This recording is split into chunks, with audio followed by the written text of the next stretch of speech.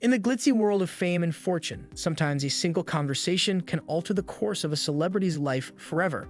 Whether it's a candid chat, a heated debate, or an unexpected slip of the tongue, these moments have the power to reshape careers. Join us as we delve into the riveting stories behind those unforgettable interviews that left an indelible mark on Hollywood history. Don't forget to hit that like button, comment your thoughts, share with fellow fans, and subscribe for more intriguing content. Number 10. Lance Armstrong. Lots of people loved Lance Armstrong and thought he was one of the best athletes ever.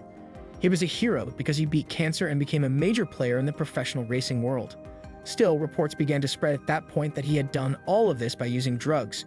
When the U.S. anti-doping agency caught him doping in 2012, it took away all of his wins since 1998.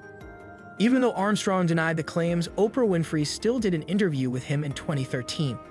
In this case, the former superstar admitted that he had cheated on his friends and lied about it, but he denied that he had paid off officials and made his teammates take drugs to hide his test results. Many well-known companies, including Nike, cut ties with him after that, allegedly costing him millions of dollars. Number 9. Bill Bush. Remember that if you wear a microphone, everyone is already listening to you. You are going to help yourself. The controversial Access Hollywood video shows Donald Trump and a TV host, Billy Bush, going into a studio to film without realizing their microphones are on.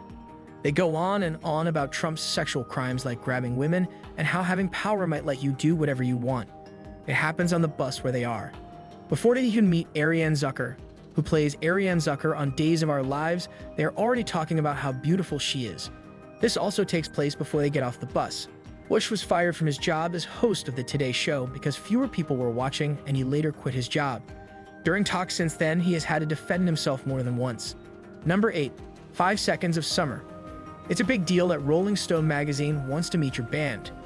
The result is that it's not unusual for people to go too far when they're trying to sound too rock and roll. That's exactly what happened with the band 5 Seconds of Summer.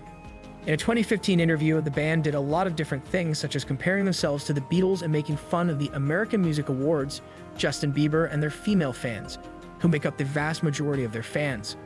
People didn't like what they said or how they usually seem like selfish prima donnas, so they got criticized. There's not much chance that the fact that they were naked on the front cover helped. Number 7. Paula Abdul. What do you do when you can't believe you sound drunk even though you are? That might not be with you. Having said that, there's a good chance that Paula Abdul knows what it's like to hear that, at least in hindsight, when she talks about the most recent season of American Idol in this 2007 interview. Even though she later said the thought was lies, many viewers were still interested in whether or not she had a few beers or done something else that would have stimulated her. There are slow responses, bursts of laughter, and everything else in this one. The interview has become an important part of Abdul's work life since it went viral.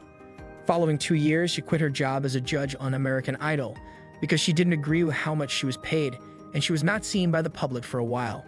Number 6. The Chainsmokers. Then there's another failed attempt to sound tough in an interview with a magazine. In this case, it comes from the duo The Chainsmokers, who told Billboard everything. When asked about their wild musical romps, they were happy to brag about how wild they looked like frat boys and how they liked sleeping with as many girls as possible. The fact that they were both in relationships with other women didn't change that.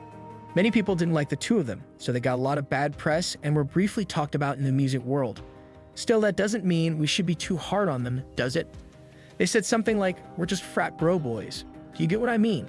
Like by women and other things. For lack of a better word, that is a straight quote. Number 5. Royal Prince Andrew.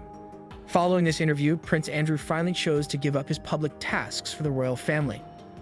A lot of people said that this talk was like a car crash. Emily Maitlis from the BBC asked him about his close links to Jeffrey Epstein, who has been convicted of sexual assault.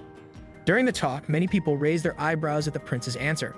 The first thing is that Prince Andrew strongly denied ever speaking with his accuser, Virginia Roberts, even though there is photographic proof that he did. Many unexpected answers came up during the whole talk, such as the man's statement that he didn't regret being friends with Epstein because it opened up useful opportunities for him. The person interviewing him is clearly not happy with his answers, and most of the other people who saw the video agreed with him. Number 4. Katherine Heigl. As far back as anyone can remember, Heigl has been notoriously hard to work with. When she told Vanity Fair in 2008 that she didn't like the movie Knocked Up, which she had just been in, it was especially hurtful. In her review, she said that the movie was a little sexist and bad because of how it shows women.